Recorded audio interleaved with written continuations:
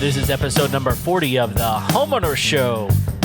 Whether you're DIY or looking to hire, we're here to help you find the best information and options for you and your home. My name is Kevin Hackett, and here with me is Greg Williams. Hello, and welcome to the Homeowner Show. We are ecstatic that you can be with us today to join us. And we're happy. Yep. All the, what are the synonyms? Emotions? Yeah. They're emotions. We have happy synonyms. Oh, synonym emotions. That's right. Many kinds of happiness happening in the studio right now. You got that me you are emotions. here. Yes. So, That's right. How's it going, Kev? Man, I'm doing pretty good. Yeah? Nothing, nobody's told me different today, so far so good. Well, let me be the first. Okay. Here we go. I'm doing pretty good. Nothing too super crazy to tell about. How are you doing? Yeah. Dude, I had a crazy thing happen the other day. Okay. I had a customer call Yeah. and tell me that they had bees in their front yard. Okay. And this is actually like a pretty normal call for us. Sure. It's like bees in the yard. There's a swarm there. And so our typical response is like, look, if they're there, they're probably just resting. So they'll probably be gone in a couple hours or a day or two. Just leave them alone. Don't mess with them. They're looking for a happy place. Okay. Just like the Homeowners Show studios. Yes, the happy place. A happy place. But she was really concerned because they were laying in the grass, and apparently the lawn crew had been there that day, and worried that they might get run over or destroyed. Sure. And I was like, you know what? I'll come over and take a peek. And so I got all my bee gear together just in case, and went over. And sure enough, there's like this, I want to say it was like a 4 foot in diameter circle just in the middle of the lawn of bees. Just laying in the grass, which is very unusual. And they don't usually like just land in the grass like that. It's a very odd thing for them to be like that. They're usually like, you'll see pictures on the internet all the time of them like in a ball, like on the back bumper of a car or on a tree trunk or somebody's door handle or, just someplace obnoxious and annoying. So anyway, like they're laying in the grass, and usually, if you don't know, usually what that means is the queen is confused, injured, or dead. All bad things. It's a bad thing. It's not like end of the world kind of a thing. Okay. But it usually indicates some sort of anxiety or stress in on that the colony. And yeah. So anyway, I had seen this particular thing done on a couple of different occasions that was rather interesting. So I had an old bee box, what they call a nuke. It's a small box for bees. It's, for when, like, if you split a hive, it's just a smaller box. It allows them to grow without being, assaulted by like hive beetles or moths. And, it's a smaller area for them to protect. And this had been a nuke box that I'd used in the past to transport hives and reared larger hives. And so it smelled like bees. And so I just opened the entrance and I just took the box over there and I set it down right in front of the swarm. Yeah. And within about 5 seconds, they like single file marched into the box. Man, that sounds crazy. It was the craziest thing. I put the video up and it ended up getting shared a bunch of times by people that are like, I've never seen anything like this. And it was incredible to just sit there and watch. I think I sat there for like a half an hour. Really? And just watched them pile up on that entrance. And it was, you could see them and they're doing like what they call like a little waggle dance as they're telling each other like, hey, there's a cool place to go. And let's all, and like they broke the circle and just piled on top of one another, marching into this box. Huh. And just yesterday, just this morning, I was able to go pick them up. It was raining. And when it rains, they'll all duck inside because the temperature drops and they don't like getting wet. And so I went over there and I put them in a trash sack in the back of my truck and I transported them to the apiary and I fed them this afternoon. And I was out there watching them this afternoon and they were gathering pollen and stuff and building comb. It was so cool. Huh. So they were happy. Yeah. Well, let's hope they stay. Yeah. Cool. It will stay. Well, that's unusual. Yeah, it was really unusual. It was really cool to capture it on video, though. Yeah. So I'll when this episode drops, I'll link up the video Okay. I'll post it up on YouTube so people can take a peek at it. It's a really cool thing to watch. Cool. So you don't get to observe that all that often. Yeah. No joke. So, but yeah, if you haven't yet, go ahead and hit the subscribe button there in the iTunes box. Leave a review. We love hearing the reviews. We love giving shout outs for reviews. Yeah. And you can follow us on Facebook, Instagram, Twitter, all the places. That's right. Any place you can find a podcast, you can find the Homeowner Show. Absolutely. Yeah. Anything new in your world, man? No, just gearing up for summer. My summer is always super, super busy. So yeah, lots of stuff coming up and, just ready to get it going. Yeah. Well, if you guys remember from last episode, talking about RV life, we had a special super duper co-host guest that we decided to bring back in as an actual guest. Yeah, he was very active on that podcast. He endeared himself to Andrew with a question. A question. He said like 15 words. Yeah. But we're glad you're back. Yeah. Thanks for having me. It didn't chase you off. We got Jared Williams in the studio today, y'all. How you doing, Jared? I'm doing wonderful. How are you guys? Dude, we're doing good. Yeah. Glad you're here. So we wanted to bring Jared in because one, we've talked about him quite a bit on the show from time to time. We have. Because he played an integral role in actually helping put together the Homeowner Show Studios, which is still uncompleted, but that's not Jared's fault. Uncompleted? Is that a word? It hasn't ever been until now. Right. Cool. Incompleted. Incompleted? Incomplete.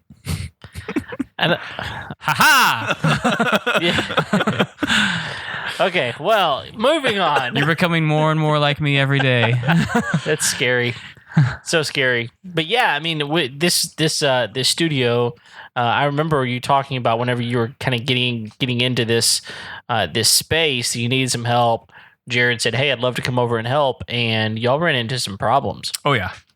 Yeah, so we wanted to bring him in and have kind of a post because we're much further down the road than when we started. Oh, very much so. It's in much better condition now than it was when we started.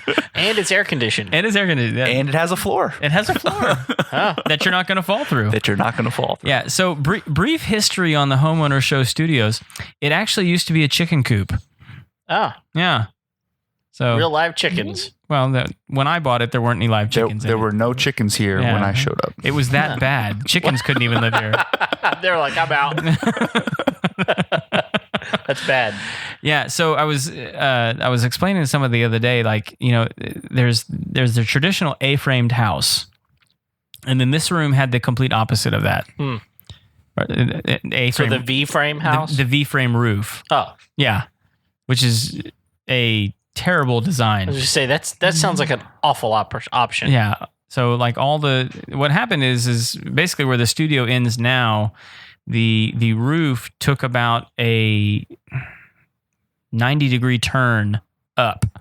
What? It's making a V in the roof. What was the purpose of that? I really don't know, other than to create an inside waterfall.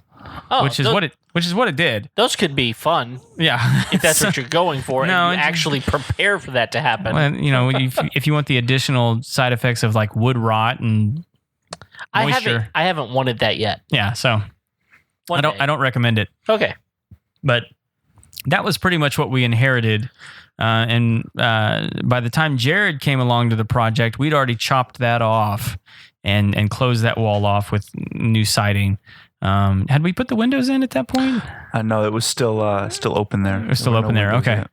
So what I want, give people a little bit of background on you, because you have a lot of experience in doing projects like this.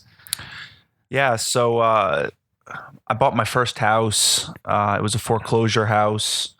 And I found that if you don't have money to pay your mortgage, you usually don't have money to fix your house when there are problems. Maintain it. So when we bought the house, it had been empty for almost a year. And where was this? This was in New York. New York, okay. New York. So very different than down here in Texas. Right. Everything down here is, at least in Conroe, where I live, is basically brand new. There's not a lot of old houses. But in New York, there's lots of old houses. So when we were buying our first house, Now, I want to ask you about that real quick, because I think for a lot of people around here, they would like an old house might be something that was built in the 50s, right? And so like old house in New York, what would that be like?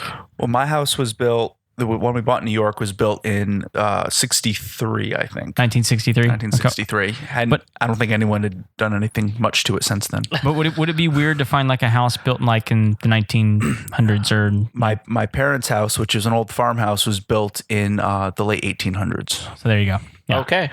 So no, it's not odd to find houses from the 1800s. Yeah, and they're very differently built as well. Very much so. Yeah. I mean, we have a lot more farm style homes, which are more sprawling, I would say, and a lot up there. They're built up more, aren't they? And basements and yeah. So that was one of the odd things when I moved here. We're looking at houses, like nothing here has a basement. Yeah, you'd be hard pressed to find a house in New York that doesn't have a basement. Yeah, those are called swimming pools here. Although you probably missed the episode where I had to actually go into a basement in downtown Houston and get a carcass out. Ugh. Yeah. I listened to that episode. Oh, you listened to that one? That was a fun story. It was disgusting to listen to. I'm sure it was disgusting to actually participate in. But so I bought this house. It needed a new roof. It already had 2 roofs on it. Someone had already layered a second set of shingles over the first set of shingles. Is that wrong? You can do 2 layers. Okay. You don't want to do a third. Okay. The shingles get too heavy and you'll collapse your roof. Oh, okay. Especially with snow. Especially in New York, very heavy snow loads. Yeah. So it needed that. The windows were single pane glass, and if you pushed on the glass, you would pop panes of glass out of the windows because they were it was a stiff breeze. You could feel the breeze coming through the windows. All the bedrooms needed to be renovated. The people that lived in the house before us were heavy smokers, and we thought it was wallpaper glue at first, but it was nicotine. They had soaked in, and it was like literally dripping down the walls. Yeah. How did you talk your wife into buying this house? Because it's all we could afford. Okay. It's very expensive in New York. So that house was about 1,400 square foot raised ranch on about a half acre of land. Most of that land was wood swamp, so it wasn't very usable. When we moved to Texas, my mortgage didn't change, and now I have a brand new 2,600 square foot house on an acre and a half. And it's the price difference between New York and Texas. Take that, New York. Moral of the story, move to Texas. That's what I did. So anyway, we buy this house and it needs all this work. And I spent all my money buying the house. And so I had no choice but to fix all the problems myself. And growing up, my dad was always kind of a handy guy. He put this big addition on our house growing up because my parents had the same problem we had. It's expensive to live in New York, and if you want to improve your house, it's you can get a lot more done if you do it yourself. So I helped him growing up. Learned a lot. My dad flipped a house at one point with one of his friends, and that was kind of my summer job in my teen years. Nice. And so I learned a lot from him, and so I just kept on it, and I spent about 9 years renovating that house before we sold it, moved down here. What was the toughest spot about that the one that you rehabbed? Well, if you ask my wife, it'll be when I ripped the roof off a week before my son was born. Oh. Now that was wrong. So that story goes, the roof, when we bought the house, they said, just so you know, the roof's probably going to last a year, maybe 2 before it starts leaking. So we knew it had to be done. My wife got pregnant. My son was born in May. All on her own. Yeah. So it's a true Mary story. So we'd been in the house a year already, and it was getting to that time of year where it was going to be too hot to be on the roof. It was that May time frame when my son was born. It does get hot in New York. It gets even in New York, it can be over 100, and it's never fun on a roof when it's over 100. No. It doesn't happen as often as it happens down here in Texas, but it does happen. Yeah. So I made the decision that I was going to re-roof this house. Yeah. So I call some friends, because I'm not paying anyone to do it because I don't have the money to pay someone to do it. And I get a dumpster and I back it up to the house and I get up on the roof and I tear half the roof off, all the shingles. Turns out the underlayment is no good either. So I had to lay all new plywood down and basically rebuild my whole roof.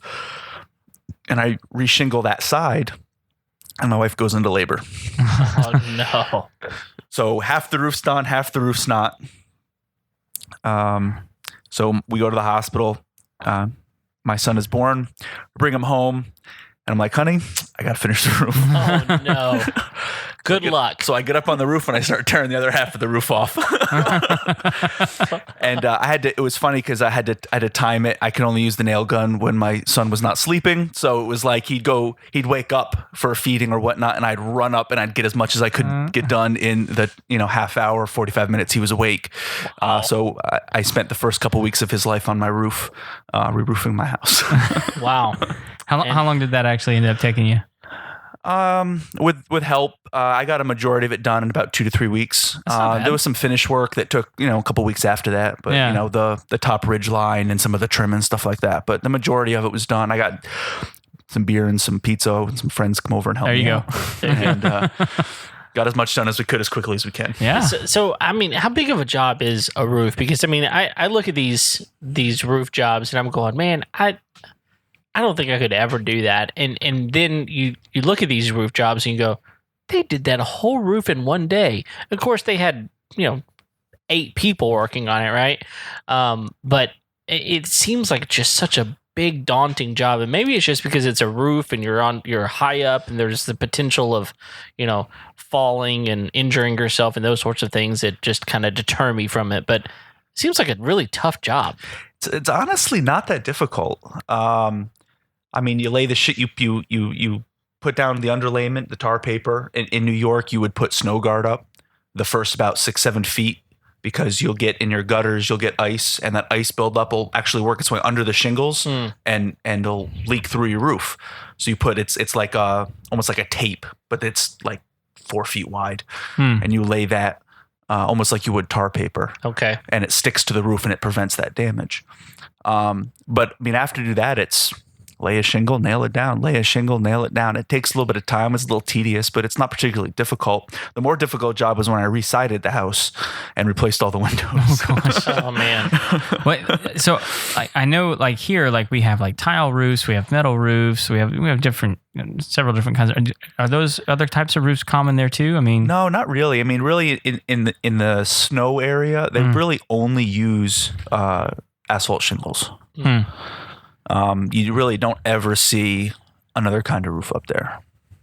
I would think metal would work well up there.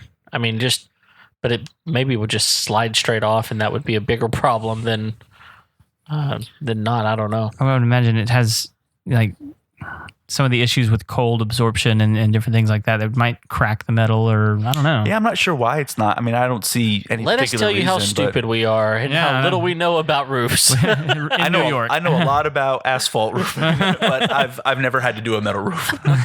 And we need to get our roofer back over here. Yeah, why can't we do metal roofs in New York? I don't know. Fair claims, we need you. Yeah. You need this question answered. He probably doesn't know he lives in Texas. Yeah, he's like, never done a job. I don't care. That's right. So siding. So you literally, like, the entire exterior of this home was redone. Absolutely, literally the entire exterior. So I also replaced all the windows, and I used new construction windows because I reframed all the windows to change their size. Wow. Because I didn't like the size and shape of the windows on the house. They were the old kind of 60s style windows that are wider than they are tall, and I just didn't like the way they looked. And so we went and bought, actually it was an amazing deal. It was at the time right after we bought the house in 2008, right after the market crash was when so we got an amazing deal. We got that big government check, $8,000 check on our tax returns for new home buyers. So that actually kind of helped with our down payment on the house. But we bought these windows and they were doing the big tax rebate. So I got them through Lowe's. They were Pella windows. And got their best top of the line windows, and then the government paid me 35% of it back. Wow. Which helped out a lot too. Nice.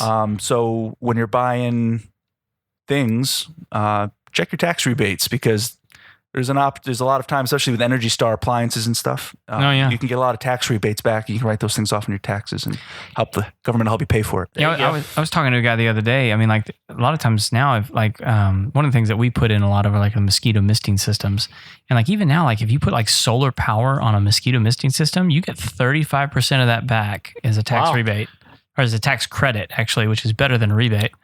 There's a lot of tax options out there when you're doing home improvements. Yeah, I mean it's crucial anytime you're doing major improvements to the house. Make sure check that you're into those things. Yeah, make sure you're not missing an advantage. So we replaced the windows. Then after I put all the windows in, the house had old aluminum siding, which I tore off and took to a recycle center, and I think I made about $800 after selling them my siding because it was aluminum. And then in New York, almost everything's vinyl siding. Really? You'll sometimes see like a brick exterior or something like that. But for the vast majority, it was aluminum siding back in like the 60s. So a lot of the older houses will have aluminum, but anything pretty much new will have vinyl siding. So then I put all the new vinyl siding up on the house. Wow. And that's a pretty straightforward job as well. That is still a pretty straightforward job. I would actually say it'd be slightly more complicated than the roofing. Okay. Not so much for the big wide areas, but you got to do all the cutouts around the windows. You got to figure out all the angles for the roofs and putting up your J channel and your C channel and getting it all laid out. It's actually probably a little more difficult than the roof. Okay. It took me quite a bit. It took me a couple of months. I'd come home from work every day and go out and spend an hour out there till it got dark and put up as much siding as I can, and then. And you going back to what you mentioned earlier, so you learned how to do a bunch of this stuff because your dad taught you how to do these things, or are you on YouTube?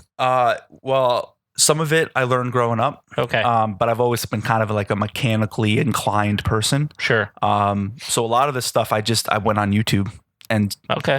I need to re-roof my house, and my dad was like, "You've never done this before," and I said, "Yeah, well, half the roof's already off, so I got to figure it out now." I got to figure it out. So yeah, I mean, a lot of these projects that I did, I basically rewired my whole house. I gutted most of my bedrooms down to studs and completely re-renovated them.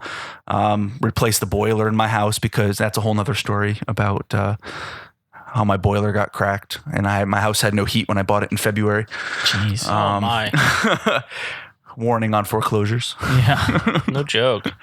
But a lot of that stuff, it was just, between the experience I already had and the loads of information that are available on YouTube and other websites on the internet. I mean, there's so much information out there for someone who's willing to do the research and, just not afraid to try it. Yeah, I've actually noticed. I was painting one day, and I thought, there's some people that know how to cut in paint really, really well. I wonder if they've put any information on YouTube. So I go out and I look, and there's this guy who is a professional painter, and he's got tens of thousands. I think he's got hundreds of thousands of views on many of his videos that are out there, and he's teaching people all of his tricks and techniques of how to paint and how to, not just cutting in, but all of his tricks about how he does things.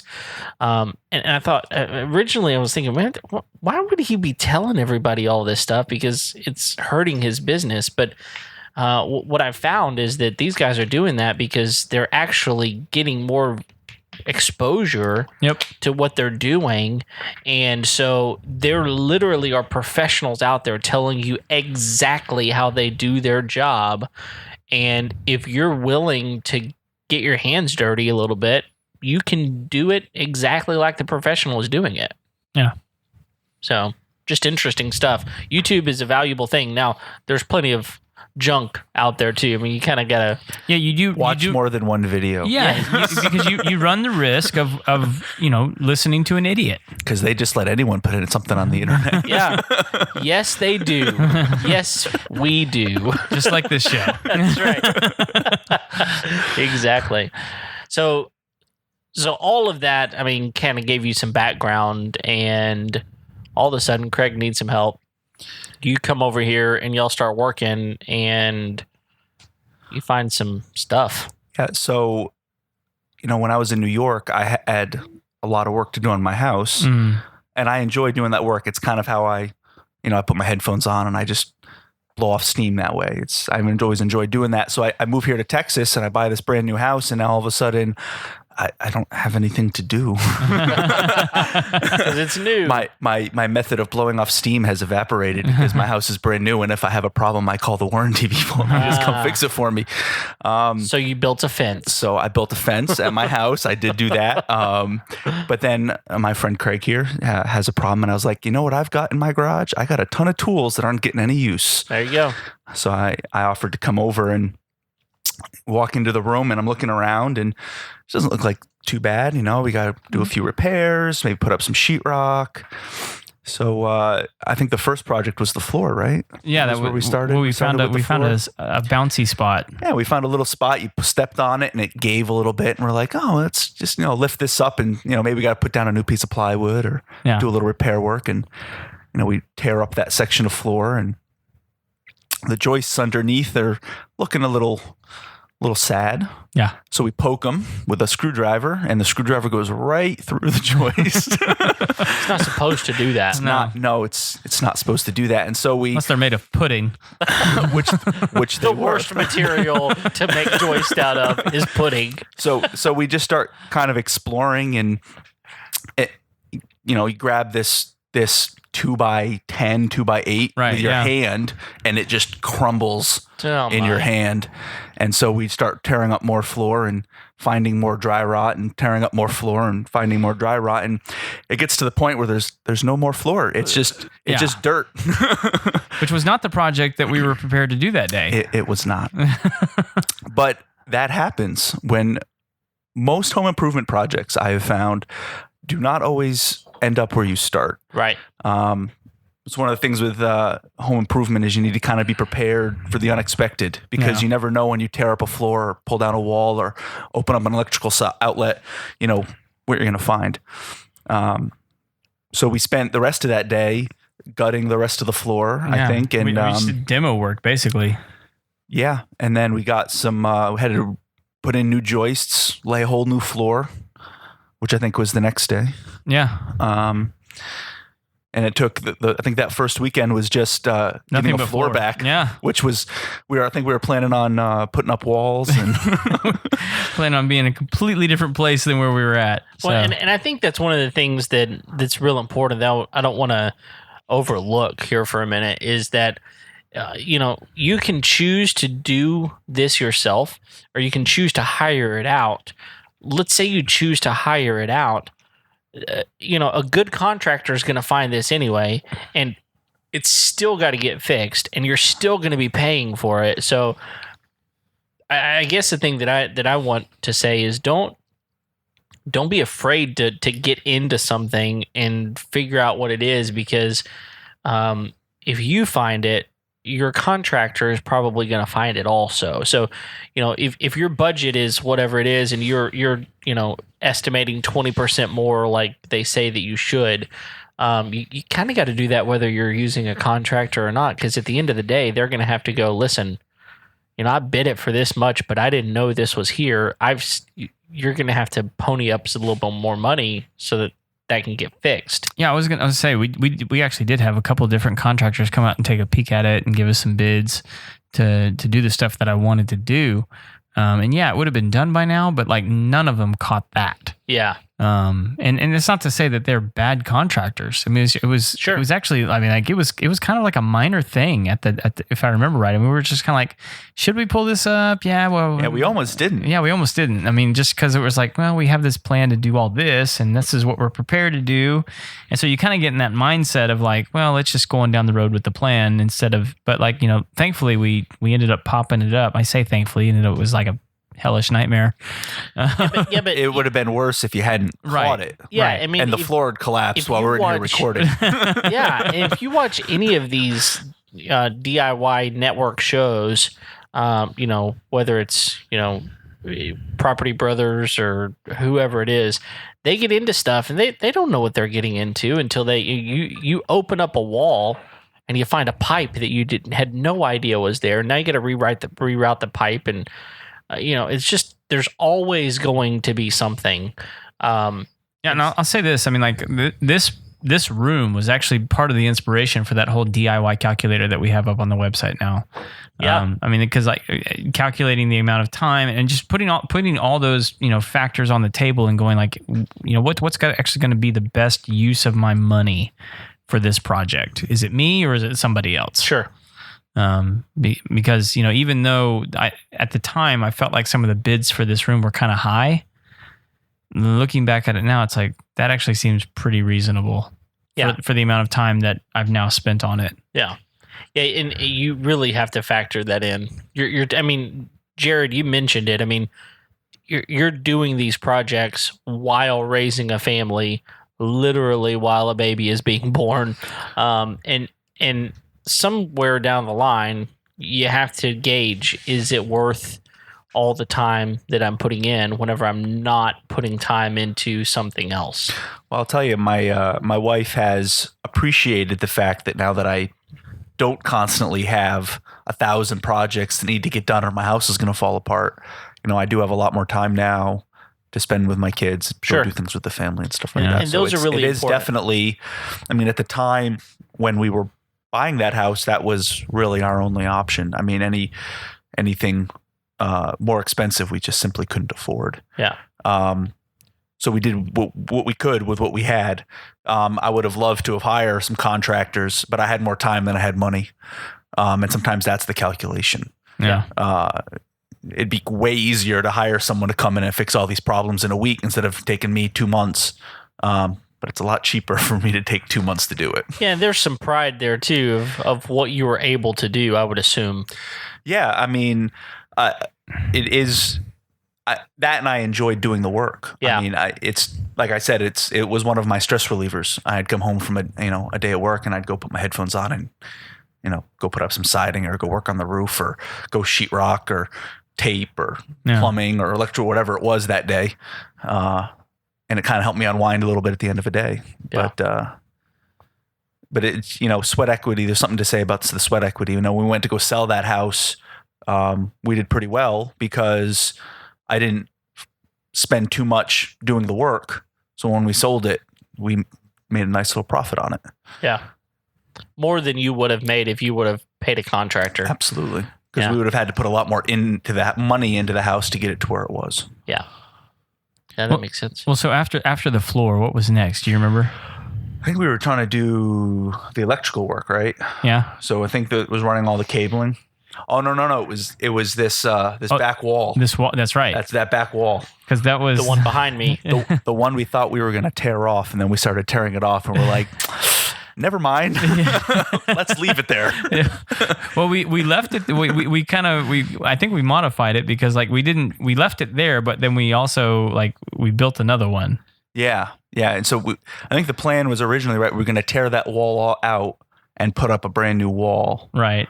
And then when we started, I remember what was happening. We started tearing it out, and there was a structural reason that we needed to leave it. Yeah, there was a weird game of Jenga that we were playing with that wall, and so it was this is just not worth it. Let's lose. I think let's lose the 2.5 inches, and then we just reframed a new wall on top. Yeah, because the other wall is not even framed normally. No, it wasn't. Yeah, so it was.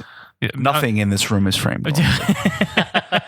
I don't think anything. Which causes problems when you're sheetrocking. Yes. Well, you just have to know where those studs are. I mean, most studs are 16-inch on center, and a lot of buildings, especially whenever they're not, this is a barn, right? Right. A lot of them are built on 24 or weird, 27 weird numbers. Well, and I can speak from experience on this one because this barn actually had the thoughtfulness to at least put the studs going up and down. As opposed to your house. My house, which was also a barn at one time, it was framed. It was barn framed, which runs the studs side to side. Okay. That's for fire break purposes? I don't know why it does it that. I mean, that's just the way they do it. That's just the way some people do it. Huh. But they're not like 16 on center or anything like that. They're just, and then so like I actually had a sheetrock guy come in and like they were tearing out walls and replacing them. And as he tore them out, he was like, I don't know how to do this. when you stump the sheetrock guy, now you know something's up. Yeah. So it was at least this one. It was up and down. They're just not spaced normally like they are, and there's like weird beams. They weren't level either. Yeah. Like they weren't in line with each other. So you'd have some of the studs were proud of the other ones, and so you couldn't easily lay a piece of sheetrock. Remember, we had to shim some of the studs so that they would all lay flush, so you could actually put a piece of sheetrock up over them. Wow. Yeah. That's unusual. So we spent quite a bit of time just kind of prepping the room for sheetrock. Yeah, we did. We spent quite a bit of, and like, well, the only good thing about the wall being the way that it was, if I remember right, is that it actually gave us a little bit more room to run electrical. It did. So we had a little bit more space to work with in that regard. But yeah. And then the tallest wall was built weird. It was built differently than all the other walls because it was like in weird like. Yeah, I think the bottom half was framed normally, and then the top half was framed in like these weird sections of like cubes. Yeah, it wasn't like the studs didn't go all the way to the ceiling. Like it was a normal 8-foot wall framed fairly normally. Right. And then on top of that, the studs would go up 3 feet, and then there'd be like a horizontal beam, and then it would come up. The stud would come. Another one would come up 2 feet over from the other one up to the actual roof. Like it was built piecemeal. Yeah, it's like they got bored. Yeah, like, let's do this. It'll be fun. Change it up.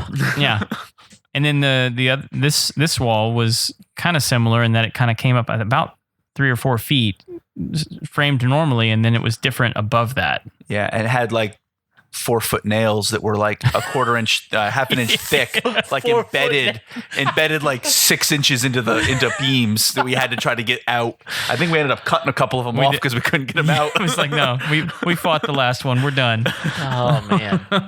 Well, I will say though, this space has been really good.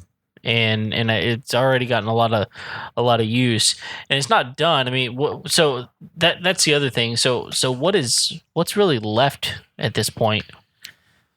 Well, I mean, a lot of it's finishing. So there's a door that has to go in to the exterior. The ceiling has to be finished, and the floor has to go in. Other than that, it's really cosmetic. Okay, painting, or trimming. Yeah. Those sorts of things. So, and like all the materials and stuff are basically here. They just, we just need time to put them in. Yeah. So if anybody has some time and they want to put stuff in, let us know. info@homeownershow.com. Free experience. That's right. Free experience. We will let you work on the studio. Yeah. We'll even give you a shout out on the podcast. That's right. We'll have you on the podcast as Jared is proof. We will have you on the podcast. If you're aspirational towards that. So like of the things that are left, man, what do you think is going to be like kind of like the coup de grace piece of this room that once it's done? This I like the ceiling. The ceiling that's going in. I think that's gonna really tie the room together. Yeah, I like that. I actually did the reason we're doing it like this because that's the way I did it in my kitchen. And I really like the way it turned out, even though it's a cheaper material. It's easy to put up. It looks nice when it's done. It's kind of has like a country vibe. Yeah. So it's corrugated metal. Yeah, it's corrugated metal. It's it lasts a long time. Yeah, and it'll give a good acoustics for where we're singing. Yeah, give that good metallic sound. Yeah. So between the hardwood floor, the shiplap wall, the metal roof. This will be the place for us to sing our cares away. Yes. Yeah. So, I mean, it should have, by the time it's done, it'll have a shiplap wall. It'll have hardwood floors. It'll have 3 sheetrock walls and then the metal ceiling. And I'm liking this texture that you did. Well, thank you. On the walls. I think that'll look real nice with a paint job on it. Yeah. I haven't decided, we haven't like really given any thought to any colors because it's still all about just finishing the project. The other thing that we've toyed around with doing is because this door over here to Kevin's right goes the door that leads directly into a wall. Yeah, the old cruddy wall that we were decided was too dangerous to remove. It's going to be a doorway to nothing. What we've talked about doing is putting another porch on the outside of the studio just to kind of give like a place to hang out maybe after doing like a show or, there's a 3-tiered tree house just outside of here that the kids like to play on. So it'd be a good place to sit and watch the kids play and hang out there.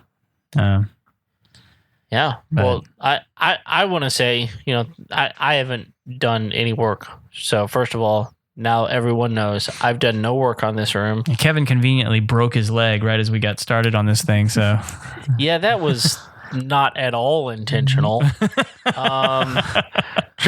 I would have much rather been working on this room. But you learned a valuable life lesson on moving grills. Yes, I did. Don't jump out of the back of trucks holding grills. That's lesson number 1. Message we all should hear. Yes. I can tell you will not like the outcome. But I will say, thank you guys for the work that you have put in because really it's already been a blessing to have this space.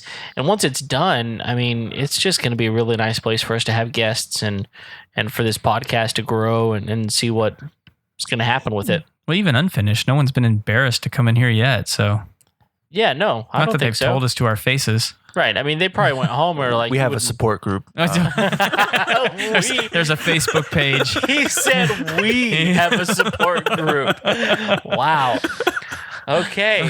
Well, it's a closed group. All right. Apparently we're not invited. No, we're not invited. No. We're the cause. We are the cause. Yeah. Well, what else do you have any other things that, any stories that you want to tell about projects you've done Oh man, I've got, after 9 years of renovating a house, you can't help but have an endless list of stories. Yeah. Give us maybe your best. This is probably another one my wife probably wasn't too thrilled about. But when I was in New York, I worked at a nuclear power plant. Okay. And so every spring we did a refueling outage, and it was about 6 to 8 weeks long usually. And we would work 6 12-hour shifts a week. And sometimes every other year I'd work night shift. Well, I had very small children in the house, and when I'm working all night and I come home and I'm trying to sleep during the day and we homeschool and the kids are in the house all day, it's very difficult to sleep. So what my wife would do is when I work night shift, for the most of the outage, she'd take the kids to her parents' house in Virginia so that I can sleep during the house during the day. She never got to see me anyway. It was a good opportunity for the kids to spend some time with their grandparents and for her to see her parents and stuff like that. So it worked out pretty well. We'd been in the house for maybe 8 years, and we had been dealing with this bathtub that when we moved into the house, the surround had black mold in it, and because we had no money, and we wanted a working bathroom in the house, I went to Lowe's and bought the $30 vinyl tub surround and glued it up to the wall so there was no more black mold after I gutted and bleach sprayed everything. Sure. So we'd been dealing with that, kind of cheap surround for the last 8 years, and this like kind of mustard yellow cast iron tub. I hadn't gotten around to renovating the bathroom. So we had been talking for a while that maybe it was getting to be about that time that we should renovate the bathroom. But it's the only shower in the house. It was a single bathroom in the house. So we're trying to figure out when we're going to go ahead and do this. We had kind of looked at tubs and surrounds and kind of picked out what we wanted. So my wife's gone for a few weeks. And one night a week, I'm up all night from 7 p.m. to 7 a.m. in my house all by myself. Yeah. And I thought, well, now's a good time to do the tub. Why not? So, I went and got a sledgehammer and I took a sledgehammer to my cast iron tub, broke it into some large pieces and carried it outside the house and went to Lowe's and bought the surround in the tub. And I had measured everything and it should have just slid right in. And I got new fixtures and thought she'll come home from her parents and this bathroom will be all nice and pretty and have a brand new tub and a brand new surround and she'll be all happy. So I go break the tub out and find that the floor underneath it is rotted out. So you have experience with the rotted floors. Oh, yes. So it wasn't the joists, luckily. Okay. Just the sheetrock. I mean, just the underlayment, the subfloor. So at this point, I've gotten to this point, it's about midnight, which means Lowe's is not open. Yeah. So Lowe's opens at 6 a.m. So at 6 a.m., I was at Lowe's buying some, subfloor, went home, laid the subfloor, did a little more work, went to bed.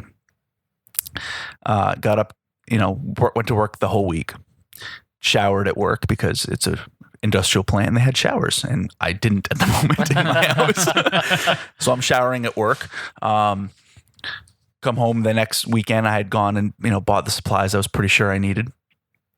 And I go to put the tub, floor's there. I go to put the tub in and find that it's half an inch too wide. And not to fit in, the long ways. It was, the wide direction because in New York, almost all of our houses, they're heated with radiant heat. Right. Baseboards all, along the walls. Well, the baseboard had gone right up to the old tub. And when I measured it, apparently my measurement was off by about half an inch. I wanted to go put the tub in and it's hitting the radiator. So I had to cut the radiator, which means now there's no heat in the house.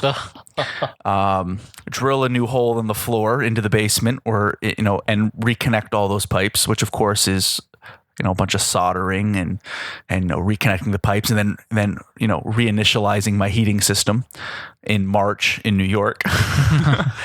Because at this point I can't not put the tub in. Right. The old tub is in pieces in my garage waiting to be taken to the scrapyard for $40. Yeah.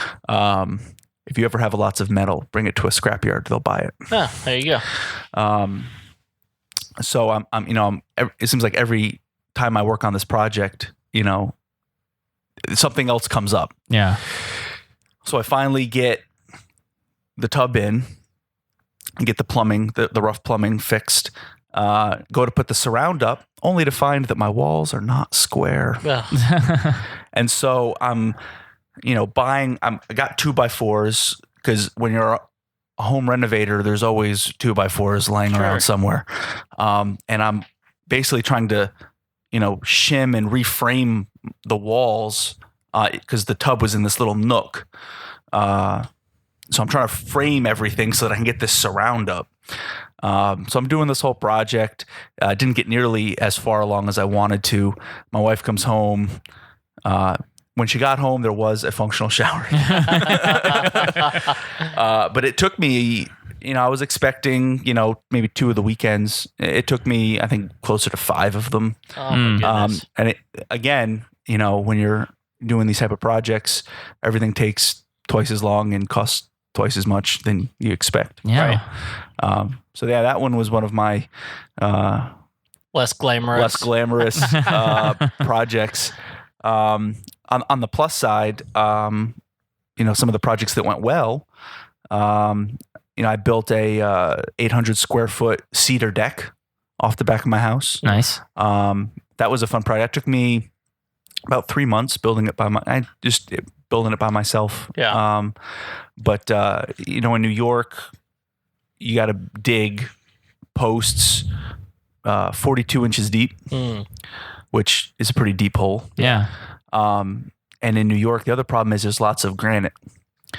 So of the 10 posts I had to dig, because the back of the house was louvered, which means it overhangs the foundation. And in New York, I don't know what the rules are here, but I'm assuming they're similar. You're not allowed to attach a deck to a louvered house. So I actually had to do a freestanding deck. So I had to put 10 posts in.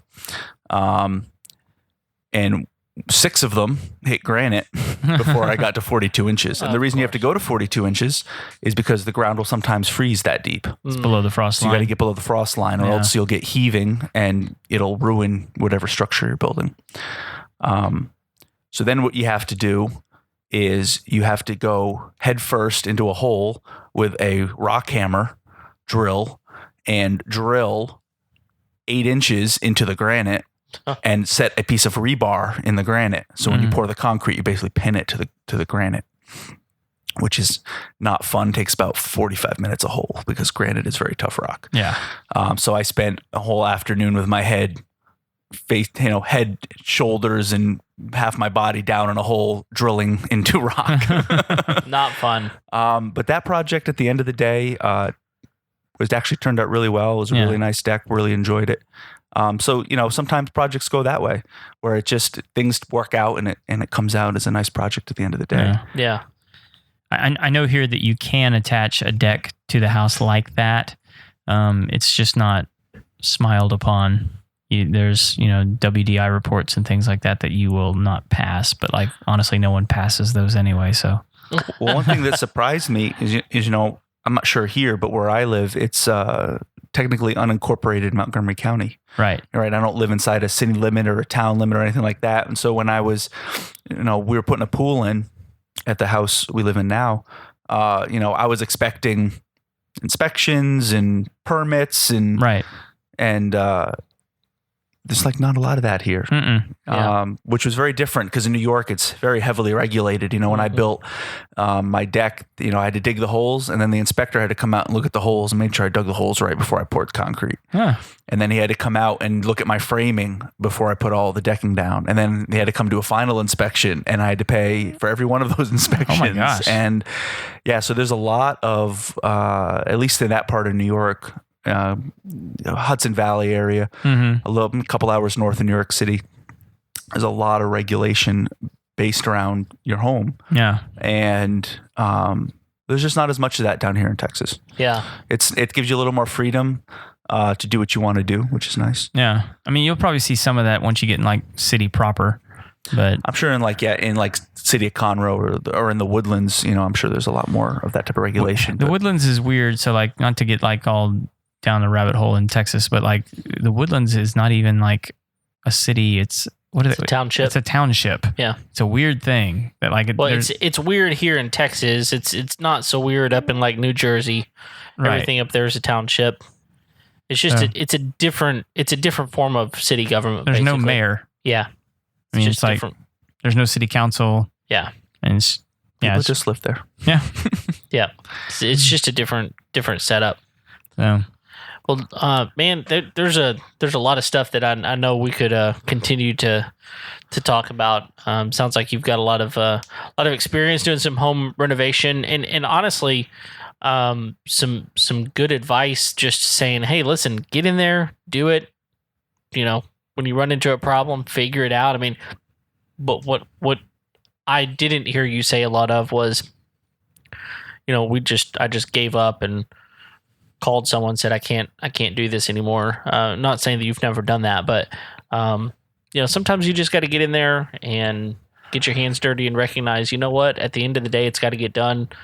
I'm either going to do it or somebody else is going to do it, and it's going to get done one way or the other. Yeah. So it's good stuff.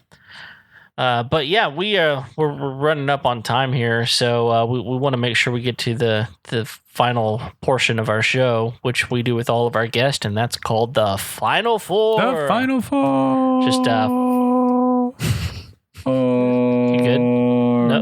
Nope. Okay. All right. I think he's finally done. Yeah. So the final four questions we ask all of our guests. So we'll just get into it. What's the must-have tool you won't leave the house without? I got to say my phone. I'm a type of guy that I like knowledge. I like to. If someone asks me a question, I immediately pull my phone out and Google it if I don't already know the answer. It's one of them. I don't even use my computer that much anymore. I mean, I'm almost always look stuff up on my phone now, whether it's directions to get somewhere or how to re-roof a house. Yeah. That phone is such a valuable tool now because it's got, kind of gives you access to all the human knowledge at the moment. So got the YouTube app on there. I do have the YouTube app. So I would say my phone probably, I mean, I use that probably more than just about any other tool in my arsenal.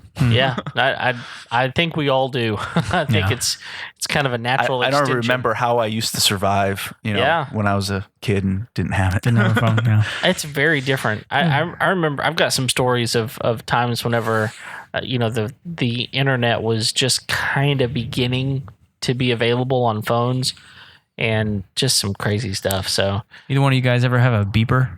No, I never had a beeper. I did not. I always wanted one. Man. I don't know why. Yeah, looking back at it now, it's like, why would I want that stupid thing? Yeah, like why would I want people to beat me? That was a huge thing. Oh, it was. It was like it's a huge status symbol too. Especially when you could like start texting to beepers. Yeah. So that was a big deal. Yeah. Not that I'm that old. No, of course not. No. Yeah, you read history books. That's obviously. Right. Yeah. All right. Second question, what's a job you've walked away from? So I kind of alluded to this a minute ago. Like you're kind of a guy that sticks it out and does some things, but has there been something that you've run into that you said, I'm just not going to do this? There actually is, and it's very closely tied to one of the stories I've already told. Okay. So that bathroom renovation. Yeah. So I got the tub put in. I got the shower working again. I got the re-sheet rocked. And as I said, that was kind of year 8. And in year 9, they announced they were shutting down the plant I was working at. And I started looking for other jobs, and we found kind of a place down here in Texas that was going to work for us. So we started getting ready to look at selling the house, and that bathroom just wasn't done. And I didn't want to list the house with an unfinished bathroom. It was just wood flooring. There was no trim. There's still a lot of work that needed to be done. And, my wife and I were talking, I could do it, but I just didn't have the time, with all the other stuff going on. And so we ended up hiring that to finish that bathroom out. It was a job I could have done, but just in the circumstances, sometimes the circumstances don't point towards doing it yourself. Sometimes it says, the best option is to hire someone to come do it. And I hired a friend of mine to come in, and he finished it up pretty quickly, and we were able to get the house on the market. So cool. Nice. Awesome. Yeah. Sometimes timeliness is really of the essence for sure. All right. Third question. How do you wind down at the end of a long day? The end of a long day. I like to come home and cook. Okay. What do you like to cook? Just about anything. My wife and I kind of have a deal that she doesn't have to cook dinner as long as she has something ready for me to cook when I get home. Okay. So we usually, beginning of the week, we make a menu, and she goes and does the grocery shopping, so we know kind of what we're eating each day. And then pretty often I come home and I'll put on my headphones and just cook dinner. Okay. That's usually kind of a wind down for me. At the end of a long week, I like to go into the garage and build furniture right now. That's kind of the thing I'm doing at the moment. And then I have a pool in my backyard, so going and relaxing in the pool is always a good. Yeah, gotta love that. Cool. All right, last question. What's one of the best pieces of wisdom or advice you've ever received? Always budget. Okay. My mother's an accountant. So growing up, she kind of was very focused on personal finances and how to build budgets and stuff like that. And it served me very well in life. My wife luckily came from another family that was very kind of money savvy. And so when we got married, there really wasn't a question, and we've had a budget since day one of our marriage, and we've done our best to stick to it, and it's done very well for us. Most of the people I've talked to that, say they don't have money to do this, that, or the other thing, you start asking them some questions, and they almost never have budgets. Yeah. And you ask them, well, where's your money going? And they just don't know. Yeah. So I think it's really important to track your finances. And when you track them, sometimes you realize, I didn't realize I was spending that much money doing that XYZ thing. Yeah. Be it Starbucks or eating out or buying books or whatever it is that your thing is. And sometimes you realize, maybe I need to cut back on that a little bit. Yeah.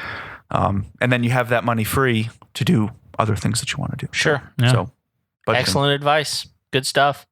Well, listen, thanks for coming on the show and talking to us about this room that we're in and some of the things you've gone through. It's good stuff. And so yeah, if you have any other questions for Jared, you can email us at info@homeownershow.com. We'll get those to him. And because I have no social media presence.